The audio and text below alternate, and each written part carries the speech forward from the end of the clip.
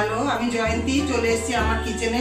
আমার চ্যানেলে সবাইকে স্বাগত। আজ আমি বানাচ্ছি আমের শাহি পায়েস। আমের শাহি পায়েস বানাতে প্রথমে আমি 100 গ্রাম গোবিন্দভোগ চালকে আধ ঘন্টা মতন ভিজিয়ে রেখে তার সঙ্গে কিছু কাজু বাদাম দিয়ে মিক্সিতে একটা পেস্ট বানিয়ে নিলাম। এদিকে দুটো আমের খোসা ছাড়িয়ে পিস পিস করে কেটে মিক্সিতে দিয়ে একটা পিউরি বানিয়ে নিলাম।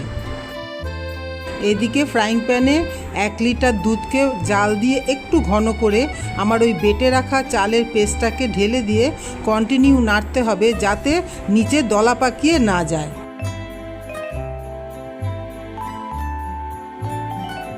নাড়তে নাড়তে যখন দেখব পায়েসটা বেশ ঘন হয়ে এসছে তখন ওর মধ্যে আমি চিনিটা অ্যাড করে দিলাম।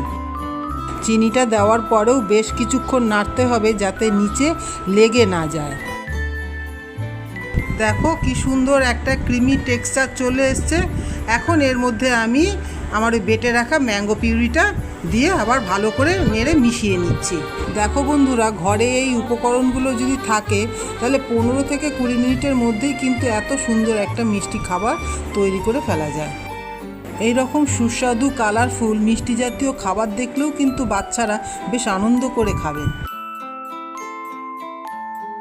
তা ফ্রেন্ডস, দেখো আমার তো আমের শাহি পায়েস তৈরি হয়ে গেছে। দেখো কি সুন্দর কালারটা এসছে।